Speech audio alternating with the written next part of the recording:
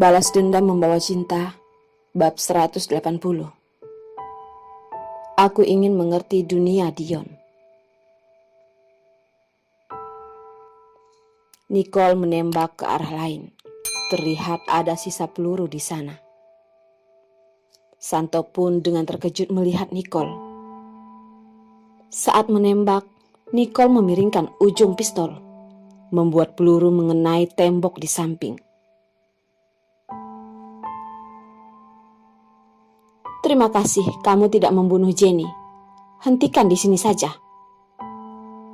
Nicole berbalik. Dia pun dipapah oleh Cindy. Dion pun mengikutinya, meninggalkan Santo sendiri terdiam memikirkan ini semua. Menangkap Jenny karena tanda yang diberikan oleh Elsa. Namun mengapa terjadi semua ini? Cindy, Dion, Hendra, ada apa dengan orang ini? Elsa juga sangat aneh dengan kejadian ini. Selalu merasa Cindy tidak mengerti semuanya. Tidak terpikirkan dia bisa ikut campur. Dan juga Dion.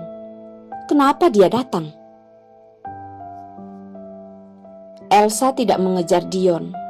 Dia sudah mendengar Cindy diusir dari keluarga Dion. Apakah masih belum ada kesempatannya? Karena Dion dan Cindy masih ada masalah, Cindy yang mengendarai mobil dan pergi. Luka Nicole tidak begitu parah. Cindy menanyakan pada Hendra rumah sakit apapun lalu menuju ke sana. Cindy, terima kasih. Nicole terlihat pucat. Suaranya tidak bertenaga. Cindy tersenyum dan berkata, "Tidak apa-apa, ini hanyalah perjanjian." Nicole menggerakkan bibir bertanya, "Kamu begitu ingin ikut campur? Seharusnya kamu tahu, Dion akan melindungimu dengan baik." Cindy membelokkan mobil dan masuk ke jalan yang lebih kecil. Jika 1 tahun yang lalu aku tahu lebih banyak, mungkin aku tidak akan bunuh diri lagi. Aku selalu berusaha untuk masuk ke dunia Dion. Cindy dari kecil sudah keluar. Dia menemui banyak jenis orang di klub malam. Namun bergelut di dunia mafia, dia tidak pernah. Setelah berhubungan dengan Dion dan ada dan dendam dengannya. Bahkan setelah setiap kali ditangkap, Dion tidak akan membicarakan masalah ini dengannya. Dan masalah di antara mereka semakin besar. Jadi, jika Tuhan tidak mengambil nyawaku, aku berjanji akan berusaha untuk masuk ke dalam dunianya, sedikit demi sedikit. Nicole menatap Cindy. Akhirnya tahu mengapa Dion begitu menyukai Cindy. Paling tidak, Cindy sekarang sangat menarik orang.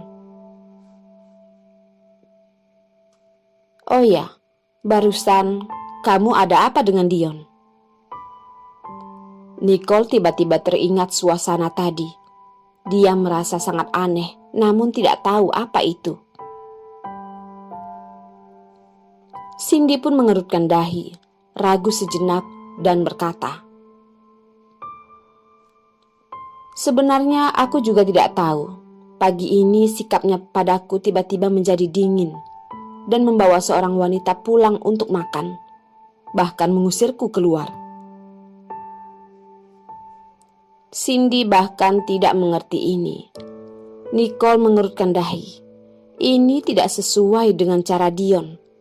Pasti terjadi sesuatu. Tidak mungkin tidak ada alasan. Kamu jangan marah karena hal ini. Kamu harus percaya dengan cinta kalian. Kalau begitu kamu harus selidiki mengapa dia melakukan itu pagi ini, ucap Nicole.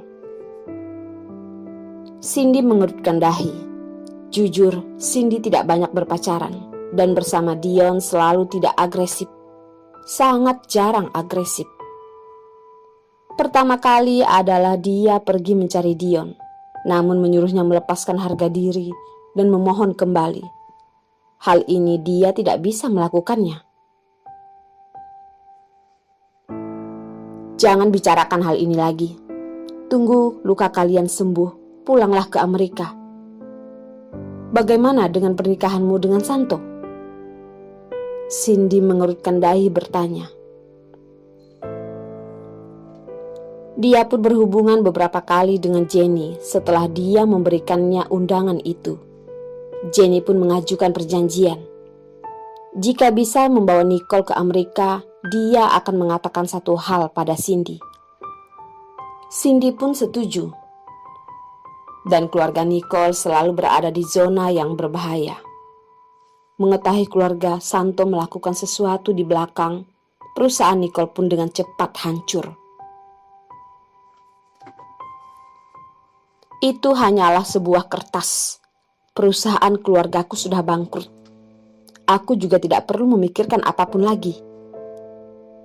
Ucap Nicole turun dari mobil. Ini adalah rumah sakit pribadi. Jenny barusan dibawa ke sini. Jenny tidak ada masalah besar. Peluru sudah dikeluarkan. Setelah dibalut, Jenny pun beristirahat melihat langit di luar jendela. Dan Hendra tidak ada di dalam kamar, tidak tahu kemana. Nicole pun sedang diurus lukanya oleh dokter. Yang duluan pergi adalah Cindy. Sekarang kamu sudah bisa mengatakan padaku hal itu kan? Ucap Cindy melihat Jenny. Jenny melihat dirinya terluka dan berkata, walaupun selalu merasa tidak akan begitu mudah untuk kembali ke Amerika bersama Nicole, namun aku akan memberitahumu dulu. Jenny menyuruh Cindy mendekatinya dan berkata, Tian itu anak yang kamu angkat kan? Cindy dengan terkejut melihat Jenny. Tidak terpikir dia begitu peduli pada Tian. Tian itu adalah anak Elsa,